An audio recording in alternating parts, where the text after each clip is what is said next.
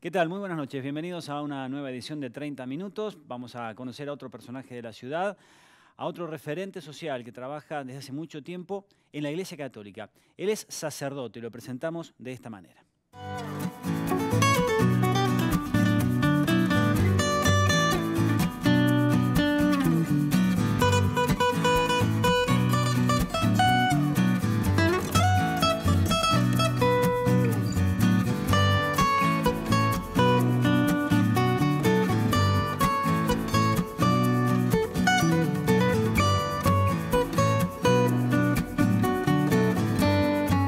Nos acompaña Rodolfo, que es sacerdote, está en los últimos tiempos en la parroquia de Estela Maris, pero en los últimos años también ha participado en otras instituciones religiosas e incluso ha recorrido gran parte del país. De todo esto hablaremos con Rodolfo. Bienvenido, muchas gracias por estar. Muchas gracias, Agustín. Buenas noches. Buenas noches. Ante todo, una pregunta para que la gente conozca. ¿En qué circunstancias se usa el atuendo sacerdotal y en qué circunstancias el sacerdote elige salir con otro tipo de prenda? Bueno, yo te diría que eso es según la persona del cura, digamos, ¿no? ¿No hay ninguna restricción, ninguna orden de la iglesia que hay que salir en ciertas circunstancias? En general no. Qué sé yo, por ahí, en los momentos sí en los cuales realizamos algún acto litúrgico, alguna oración, bueno, para tratar de, bueno, de que la gente tenga claro quién es el que está desarrollando o animando ese momento de oración, bueno, se busca que el sacerdote tenga puestas las pilchas propias del cura, digamos, ¿no? Que son, viste, el alba y Claro. bueno, y la estola, ¿no? Que es esta especie de bufandita que ponemos, ¿no es cierto?, sobre el cuello. Pero fuera de eso, digamos, en nuestra vida de relación así cotidiana y en nuestros movimientos, hay curas que usan lo que se llama el clergyman, creo, ni yo tengo muy claro cómo se llama, además que no me gusta porque es una palabra pareciera que tiene que ver con otro idioma que no es el nuestro. Y también, por otro lado, hay algunas congregaciones religiosas, que en el caso mío, por ser franciscano, tenemos ya nuestro propio atuendo, digamos, ¿no? Que es el hábito franciscano, Claro. el hábito marrón. Pero yo la verdad que hace años he dejado de usarlo, ¿no? Capaz que para algún encuentro de franciscanos, bueno, en alguna ocasión, para algún encuentro así especial me lo he puesto, pero si no, de las últimas veces que me lo he puesto me parece que han tenido que ver en la crisis del 2001, estando allá no, antes, muchísimo antes, perdón, en el 90 y en la crisis del 89, la Claro. hiperinflación de Alfonsín. Me acuerdo que me ponía el hábito para ir a manguear verdura y fruta al mercado central, digamos, ¿no? Porque, bueno, con el hábito uno pareciera que se le abren Claro, es más las fácil. puertas, digamos, ¿no? Pero si no, bueno, después me desacostumbré a utilizarlo.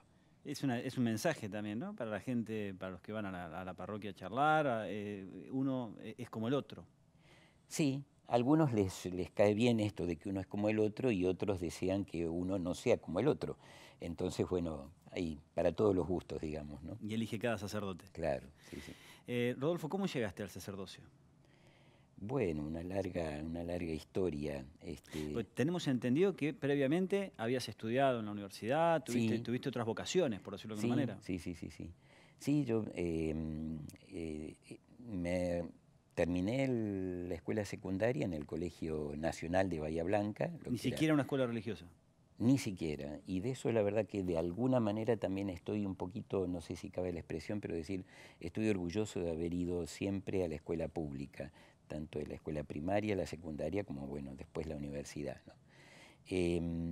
Así que yo terminé la escuela secundaria en el Nacional en el año 76, qué año, ¿no? Sí. Y a partir de ahí, bueno, me incorporé a la universidad con el interés de estudiar bioquímica.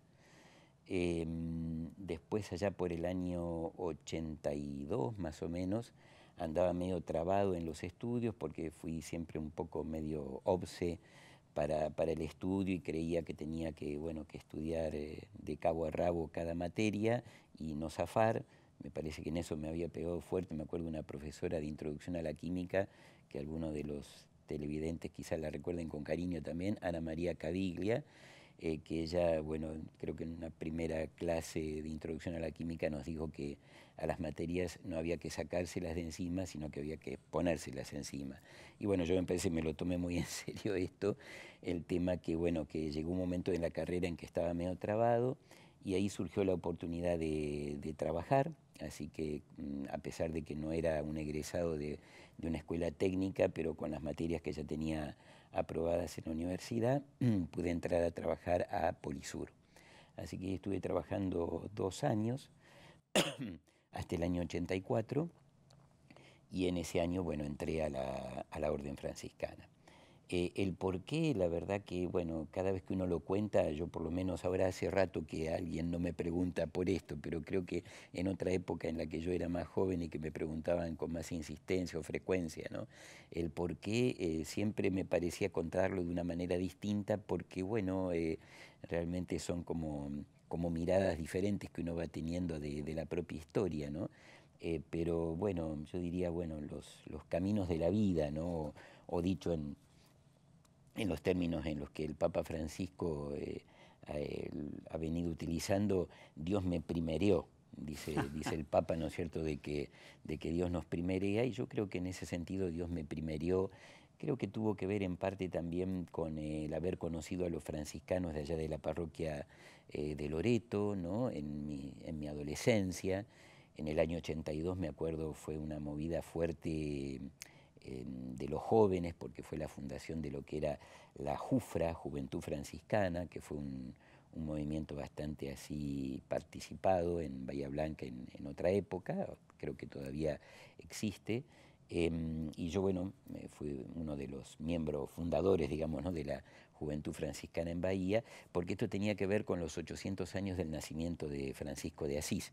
Francisco nació en 1182 y al cumplirse 800 años, bueno, había como un momento así de rescate y de promoción o de difusión, ¿no?, de la figura o del buen ejemplo, ¿no?, de Francisco de Asís. ¿Te llevó en algún momento a el movimiento Acción por los Pobres y estuviste trabajando allí en lugares inhóspitos, en donde la realidad era muy dura y hubo que poner el cuerpo? Uh-huh. Por ejemplo, contanos en algunos lugares, el norte del país, en el conurbano, realidades difíciles. Sí, sí, yo te diría que después de mis inicios dentro de la vida de cura como franciscano, yo me ordené de cura en el año 92, y mi primer destino fue Tandil. Después de eso, digamos, una época fuerte que me marcó, ¿no es cierto?, en mi vida de cura, fue la crisis del 2001, ¿no? Me parece a mí que la crisis del 2001, que justamente estaba yo en Bahía, después de haber andado por Tandil, el sur de Córdoba, la Bulaye, finalmente tuve como destino Bahía Blanca, que nunca había tenido todavía ese destino. Fue entre el año 99 y el 2001 que me tocó estar acá en Bahía, curiosamente como representante legal de la Escuela San Francisco, ¿no? Cosa que yo, bueno, nunca había estado en una escuela confesional, privada, ¿no? Y bueno, el servicio que me pidieron dentro de la orden era estar ahí en la Escuela San Francisco. Pero la verdad que la crisis del 2001 me pegó fuerte. En ese año me parece que tuve noticias y me puse en contacto con el grupo de curas en Opción por los Pobres, que, digamos, de alguna manera son herederos de los sacerdotes del movimiento de sacerdotes para el tercer mundo, Claro. ¿no?, de fines de los 60. Sí, que tuvo mucho movimiento en los 70 y justamente varios de ellos terminaron muertos Sí, o desaparecidos. sí. Caso de Carlos Mujica, ¿no?, el obispo Enrique Angelelli, ¿no?, y los otros curas que lo acompañaron allí a ser asesinados en La Rioja, ¿no? Así que bueno, esto fue para mí importante, el año 2001. ¿Y te abrió para qué? ¿Qué pensaste? ¿Tengo que hacer otra cosa? ¿Tengo que ir un paso más? Sí, yo te diría que si bien había, digamos, si hay, yo te diría, 2 páginas de la palabra de Dios, digamos, que me cautivan y que me comprometen y que me desafían. Una es la parábola del samaritano en el Evangelio de Lucas, ¿no? Por lo contracultural que fue Jesús en plantear el modelo de un hereje y de un casi ateo para la época, y él lo pone como modelo de alguien que se hace cargo del que está tirado, ¿no?, al borde del camino, ¿no? Y otro evangelio es Mateo 25, en el que Jesús plantea lo que será el juicio final y va a decir, ¿no es cierto?, vengan benditos de mi Padre, tuve hambre, tuve sed, estaba enfermo, estaba preso, estaba de paso, e hicieron por mí lo que yo estaba necesitando. Y malditos aquellos que no hicieron por mí lo que estaba necesitando. Y la sorpresa de unos y otros, cuando le pregunten a Jesús, bueno, pero ¿y dónde? No te vimos en realidad. Y Jesús lo que plantea es lo que le hicieron o no hicieron al más pequeño de mis hermanos, me lo hicieron o no me lo hicieron a mí, ¿no? Bueno, esos dos textos bíblicos para mí son señeros, ¿no?, de mi vida.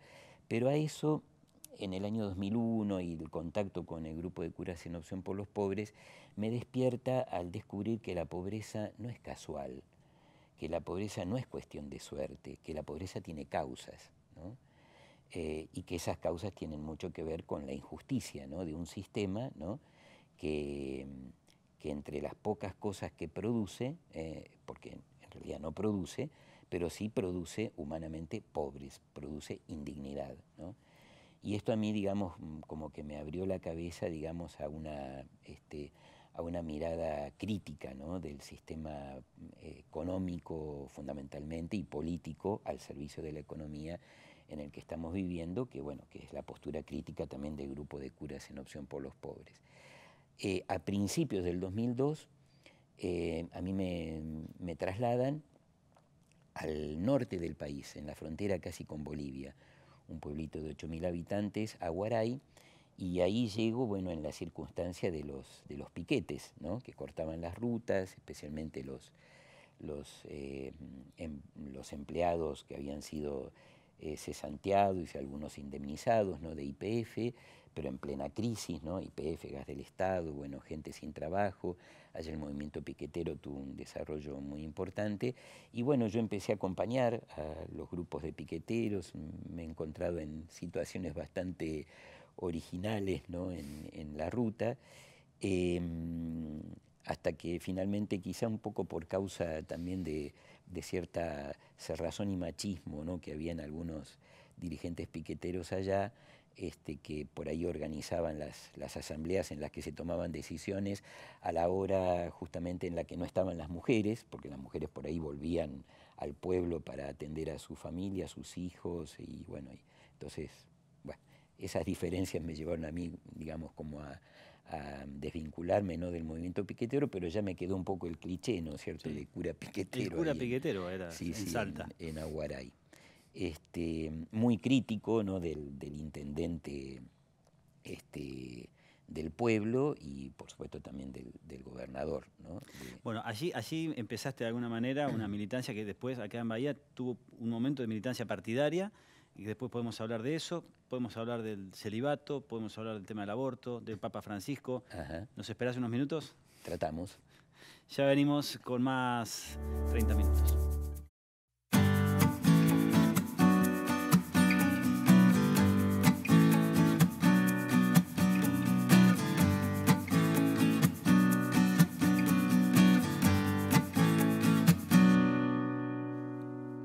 Seguimos conversando con Rodolfo Viano, sacerdote franciscano, que nos está acompañando esta noche. Vamos a preguntarle ahora algunas cuestiones que tienen que ver con la iglesia, con el sacerdocio, que mucha gente tiene dudas o que quiere tener una definición. Por ejemplo, hoy lo hablamos hace un ratito con respecto a tu decisión, ¿no? Pero el tema del celibato, el tema de que los sacerdotes no puedan formar una familia, ¿eso va a cambiar? ¿Cómo lo sentís? Yo espero que cambie, sí. Hace rato que me parece a mí que hay una nueva mentalidad que lamentablemente, digamos, la institución, también lo charlábamos con vos hace un rato, ¿no? Le cuesta dar los pasos necesarios para una puesta al día, digamos, ¿no? está puesta al día, bueno, la intentó, por ejemplo, en su momento el Concilio Vaticano II. Ahora, con respecto específicamente a la cuestión del celibato, permitime que te aclare lo siguiente. Por un lado, los curas en general, los curas diocesanos, ¿no? Hacen una promesa de celibato. En cambio, los curas de congregaciones religiosas, en este caso yo soy un cura franciscano, ¿no? Pertenezco a una congregación religiosa, no hacemos una promesa de celibato, sino que hacemos un voto, el voto de castidad, ¿no? Y quizá, bueno, para la gente por ahí, no sé si es suficientemente entendible la diferencia, pero permitime que te diga esto, el voto de castidad tiene que ver con el estilo de vida de Jesús, ¿no? Y no es solamente el voto de castidad para nosotros, los religiosos, ¿no? Los que pertenecemos a una congregación religiosa. Nosotros hacemos 3 votos, el voto de pobreza, castidad y obediencia, ¿no? Que son, digamos, 3 marcas o signos del estilo de vida de Jesús, ¿no? Esto no significa que un cura diocesano no trate de seguir el estilo de vida de Jesús, pero nosotros los religiosos de una manera un poco particular y acentuada, ¿no? Entonces, como Jesús no tuvo mujer y no formó familia, nosotros elegimos no tener mujer y no formar familia, ¿no? Es decir, no es tanto una cuestión de no poder, sino una cuestión de no querer.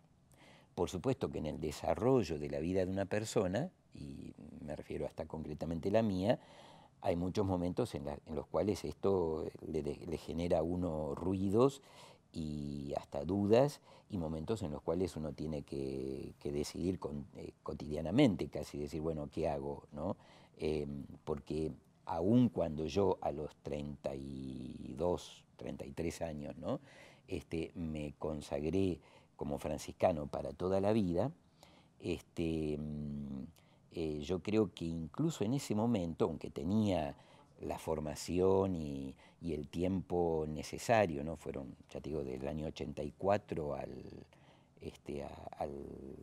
91, 92, me equivoqué, me parece en fechas, ¿no? Como para conocer y tomarle peso a este estilo de vida, pero después inesperadamente surge en la vida de una persona situaciones, circunstancias en las cuales uno, bueno, vuelve a repensar y a rebobinar. Es lo que le pasa a veces a personas que viven una pareja y que hasta incluso dentro de la Iglesia Católica se casaron para toda la vida porque el matrimonio es indisoluble, pero resulta que después la vida de a dos va teniendo situaciones en las cuales, bueno, hay que repensar otra vez sobre el camino, a ver qué va a continuar uno queriendo y decidiendo o pudiendo también, ¿no? Entonces, no sé si capaz que hice mucho lío la cuestión, ¿no? Pero creo que hoy día un cura, alguien que se dedica al trabajo que nosotros nos dedicamos, no puede tener como límite, digamos, ¿no? Para su trabajo el hecho de que no se pueda casar. Yo creo que es compatible, digamos, ¿no? Nuestro trabajo con la vida de pareja. De hecho, bueno, en otras iglesias, las iglesias que han surgido en la Reforma, los pastores, y hasta incluso hoy día también hay pastoras, digamos, ¿no? Tienen su familia y sin embargo hacen un trabajo análogo al trabajo que nosotros hacemos dentro de la Iglesia Católica, ¿no? Y en ese marco de crecimiento, por ahí, de reformulación de algunos conceptos, por ejemplo, el tema de que las mujeres no puedan ser sacerdotes, ¿eso también se va a modificar en algún momento? Sí, creo que viene con más demora todavía que la cuestión del celibato sacerdotal, digamos, ¿no? Pero debería cambiar. Yo creo que sí, yo creo que sí. Y más por el protagonismo que tiene la mujer en la iglesia, digamos, ¿no? La mujer en la iglesia en gran medida, digamos, ¿no? La iglesia está sostenida por el trabajo silencioso de las mujeres bajo la, entre comillas, conducción o dirección de los curas, digamos, ¿no? Algunos vinculan el tema del celibato, este voto de castidad, muchas veces hasta con los casos de que han surgido en algunos lugares del mundo de pedofilia, en donde la iglesia siempre ha resultado golpeada. Sí, sí, porque sin duda que, bueno, una sexualidad reprimida, digamos, ¿no? Y no suficientemente atendida o considerada en la persona de cada uno de los que, bueno, seamos religiosos, religiosas o curas del clero, me parece a mí que puede desembocar, ¿no? en grave daño para uno mismo, lo que podría ser en otra época, o aún quizá todavía hoy, el alcoholismo o alguna adicción, ¿no es cierto? Y grave daño también para otros, como en el caso de la pedofilia, digamos, ¿no? ¿Ha actuado bien la Iglesia para contener estas situaciones? Acá sí Eh, la Iglesia como institución. Me cuesta pensar así a nivel global. En la inmediatez en la que yo me he movido, creería que en parte sí y en parte no. En parte sí, por ejemplo, en esto que charlábamos hace un rato, de no negar la necesidad y la autonomía y lo propio del ámbito de la psicología, y no descartarla, digamos, para que nosotros seamos personas lo más sanas y maduras posibles, acudiendo también a una terapia que nos permita de alguna manera ir evaluando en cada etapa de nuestra vida en qué medida estamos atendiendo, digamos, ¿no?, a nuestra sexualidad o no, digamos, ¿no? O si tan solo se trata de un ponerle la tapa, digamos, a algo que está, Que puede digamos, explotar. por explotar, digamos, ¿no? Claro, lo que sería una represión, ¿no? Si estamos sublimando, digamos, ¿no?, adecuadamente, ¿no?, nuestra pulsión sexual, o si la estamos reprimiendo nada más. En este sentido, sí. También sí en casos concretos que yo he conocido en los cuales, bueno, la Iglesia también a una persona o a algún compañero, ¿no?, que yo he tenido, bueno, le ha, digamos, le ha pedido, bueno, que suspenda su actividad como cura hasta que la cuestión se aclare o se dirima, incluso en el ámbito, digamos, de la justicia, digamos, ¿no?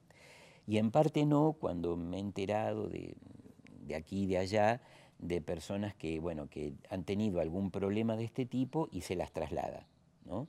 Se las traslada un poco como para que la cosa, bueno, no pase a mayores, digamos, ¿no? Pero resulta que esta persona, si no hace un tratamiento adecuado, ¿no?, del problema, y también si la Iglesia no se ocupa de las potenciales víctimas de esta persona, ¿no?, esta persona va a seguir repitiendo en otros lugares esa conducta Cambiar el problema de lugar. delictiva, en definitiva, claro. Sí. ¿Qué pasa, por ejemplo, con el tema de los divorciados, que en algún momento muchos sacerdotes se niegan a casarlos otra vez? O, yendo un paso más acá en el tiempo, porque el divorcio socialmente y civilmente se aceptó hace ya muchos años, pero por ejemplo ahora con el tema de un matrimonio igualitario, ¿la Iglesia lo puede aceptar?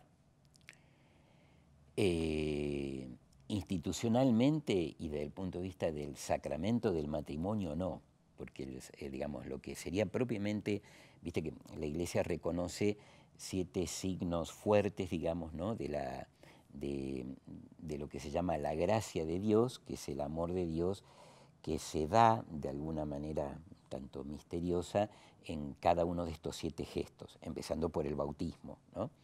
Uno de esos 7 gestos es el sacramento del matrimonio. Particularmente el sacramento del matrimonio está previsto para un varón y para una mujer que no tienen un compromiso previo, o sea que son solteros, y a este tipo, a esta tipología de persona está restringido el sacramento del matrimonio. Entonces, en ese sentido, digamos, ¿no?, el matrimonio igualitario, digamos, no cabe dentro del sacramento del matrimonio. Pero yo creo que Dios jamás se ata las manos, y por fuera, digamos, de los sacramentos, Dios es capaz también de dar su gracia y su ayuda y de hacerse presente en la vida de una persona más allá de la situación en la que se encuentre. Entonces, lo que muchas veces las personas,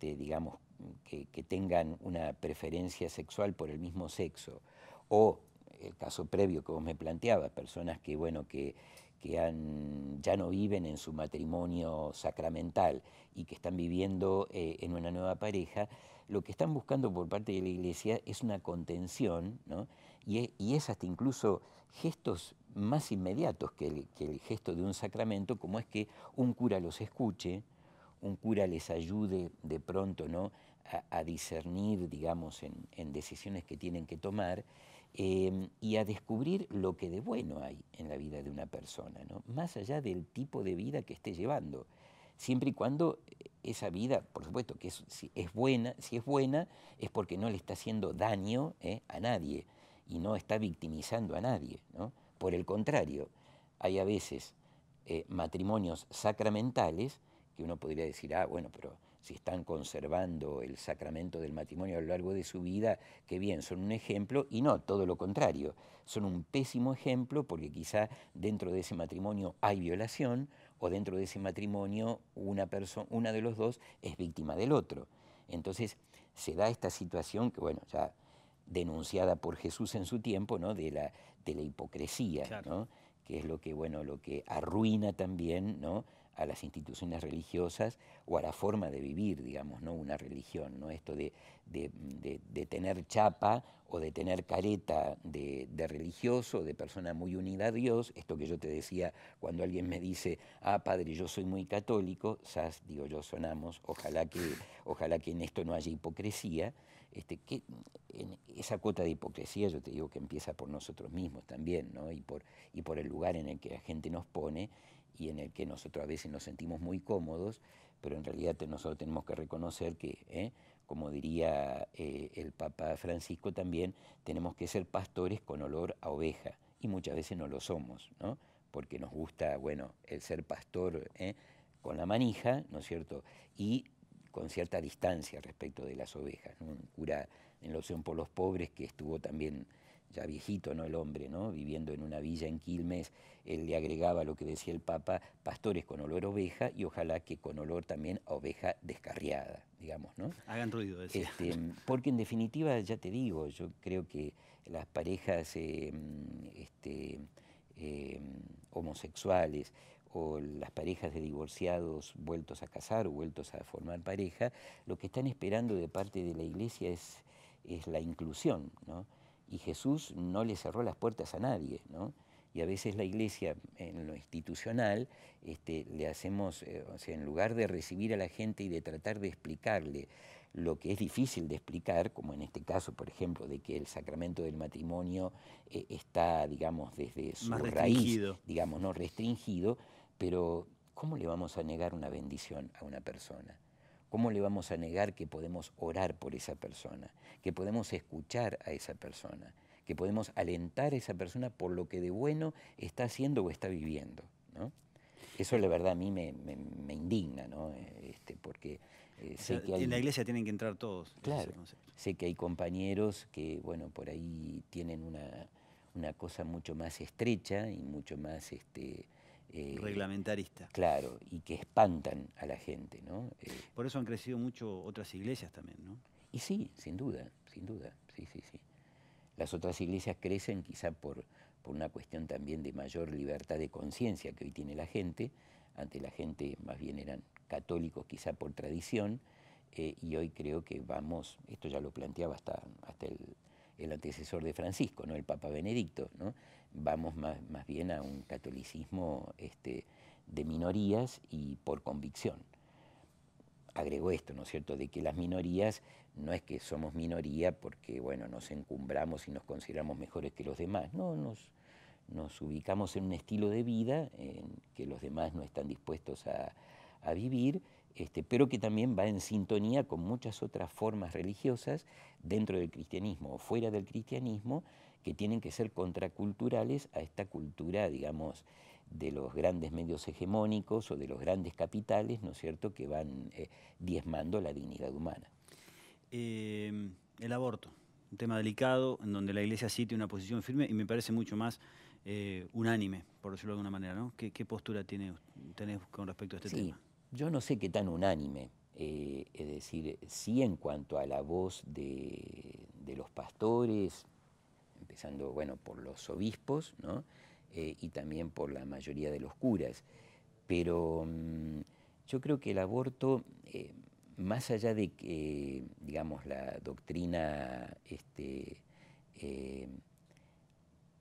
la Iglesia sostenga de que la persona comienza a partir de la unión entre el óvulo y el espermatozoide, me parece a mí de que se nos cuela en esta cuestión una cierta falta de comprensión de que ya no estamos en una sociedad de cristiandad, ¿no? La sociedad de cristiandad era la sociedad en la cual, bueno, yo diría la cruz y la espada cogobernaban, digamos, ¿no? Los territorios y las conciencias, ¿no? Y me parece a mí que siempre hay una tentación latente en la Iglesia de creernos de que estamos todavía en una sociedad de cristiandad como para que, digamos, la Iglesia pretenda, digamos, a través de la restricción a una ley demandada por un sector importante, ¿no?, de la sociedad, una restricción a que esa ley, bueno, pueda dar cabida y pueda permitir el aborto en condiciones, digamos, de seguridad y que no comprometan la vida de la mamá, ¿no? Porque, a decir verdad, bueno, este lema que tenemos, ¿no es cierto?, en la Iglesia de que salvemos las dos vidas, me pregunto, bueno, ¿qué hacemos cuando irremediablemente, ¿no?, una vida no se va a salvar y al menos podemos salvar una, que es la de la mamá, ¿no? Si usted fuera senador o diputado, ¿votaría la ley? No lo soy, así que me eximo de responderte eso, ¿no? Pero yo creo que en atención a esta conciencia de que, bueno, un senador, un diputado, más allá de su conciencia, también se debe a las personas que lo votaron, ¿no? Y si las personas que lo votaron en su gran mayoría están demandando, ¿no es cierto?, una ley, me parece a mí que hay que atender también a la voz de las mayorías que uno dice representar, digamos, ¿no? Con esto quiero decir también de que me parece a mí que la Iglesia se debe un debate hacia adentro a ver qué tan unánime o monolítica, digamos, es esta postura, como vos me decías al comenzar, ¿no? Porque de hecho también hay otros sectores dentro de la Iglesia que, bueno, que para los sectores opuestos son como el demonio, digamos, ¿no es cierto? Y que son, por ejemplo, un movimiento de mujeres que se llaman católicas por el derecho a decidir, ¿no? Y otros curas, compañeros míos, precisamente del grupo de curas en opción por los pobres, que han planteado, y yo no estoy muy lejano de esta postura, de que es una cuestión de salud pública, ¿no? Te vuelvo a insistir en estos términos, ¿no es cierto?, de que si irremediablemente vamos a perder, ¿no?, a una persona desde la concepción que tiene la Iglesia acerca de cuándo comienza una persona, hagamos lo posible para no perder la otra persona también, ¿no?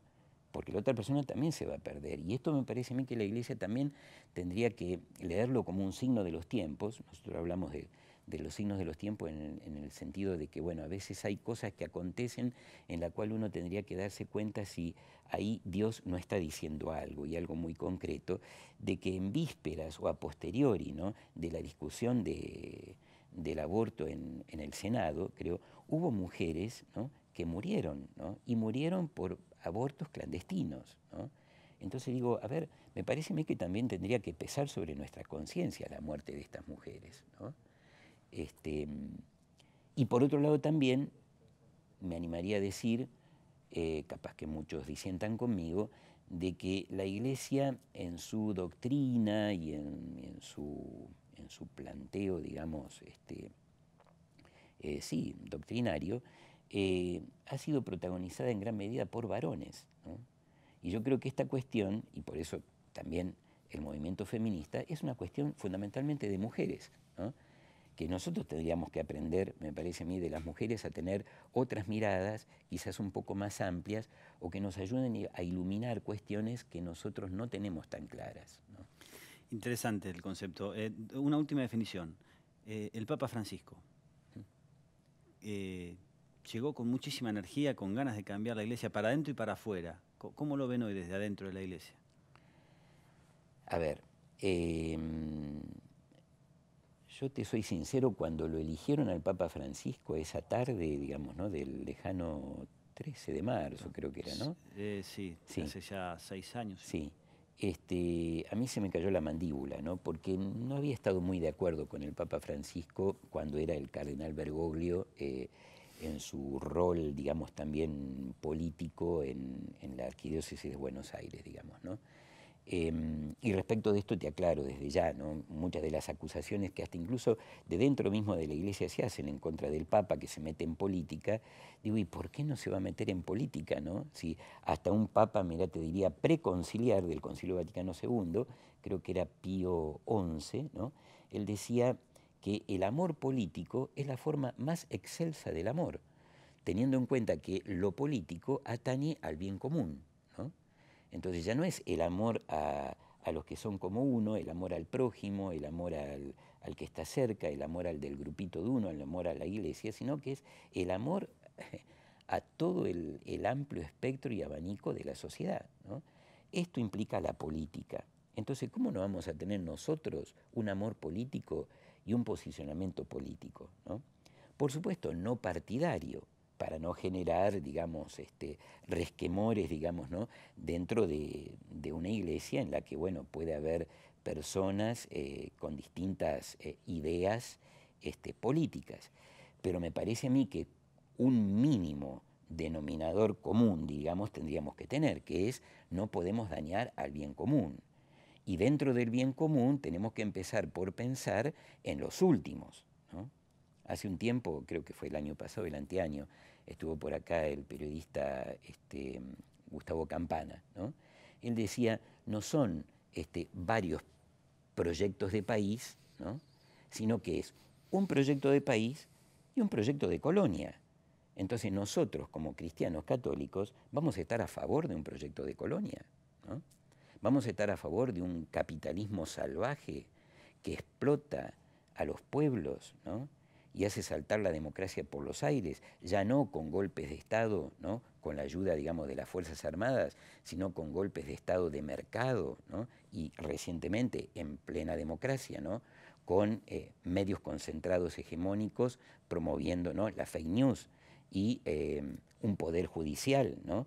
Que está desarrollando lo que es el lawfare, esto que hace poco el Papa Francisco, el lunes pasado, ¿no es cierto?, domingo y lunes, estuvo, ¿no?, en un congreso panamericano de jueces en el Vaticano, ¿no?, en el cual el Papa habló abiertamente, ¿no?, de estas cuestiones, ¿no?, que debilitan profundamente la democracia y junto con la democracia los derechos sociales de los pueblos, ¿no?, y de las personas, ¿no? O sea, ¿el Papa lo sorprendió para bien en su gestión como Claro, sumo pontífice? Sí, por eso, después de que se me cayó la mandíbula, con el correr de los meses, ¿no?, veo que el Papa, creo que desde el lugar, ¿no?, en el cual él empezó a ejercer su ministerio, su servicio, empezó a tener actitudes que, bueno, que iban muy de la mano de esto que yo te decía que en el 2001 llegó a descubrir como el ABC de que la pobreza tiene causas, de que no, la gente no es pobre porque son vagos o por mala suerte o porque les gusta hacerlo,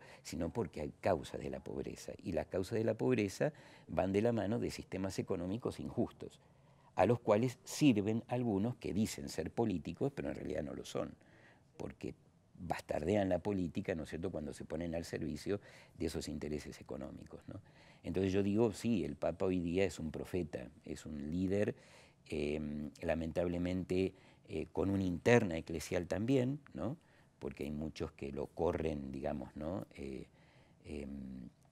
precisamente, ¿no?, por el lado de la pedofilia lo están corriendo al Papa, quizá el mismo Papa también, por ejemplo, en una visita que hizo a Chile, sí, de verdad el pueblo chileno puede dar testimonio de que el Papa se equivocó, ¿no?, pero el Papa también, no creyéndose un semidios, reconoce su equivocación y ha puesto en marcha lo más posible, lo más que los mecanismos de la Iglesia permiten, ¿no?, esto de la tolerancia cero para los pedófilos, ¿no?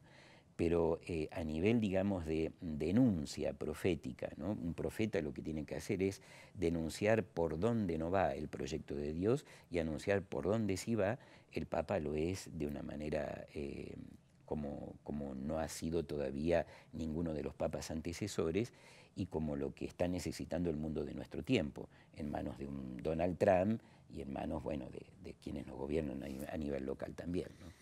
Rodolfo, nos quedan varios temas para charlar, pero no nos queda más tiempo. Bueno. Te agradezco muchísimo la visita. Muchas gracias a vos, Agustín. Un testimonio para que la gente conozca. conozca. Si por ahí he andado dando mucha vuelta para decir algunas cosas y que no he sido muy ordenado en la exposición, pero bueno, espero está muy bien. Que aproveche para algo. Gracias. Muchas gracias a vos. Nosotros nos reencontramos el próximo sábado con otra edición de 30 Minutos.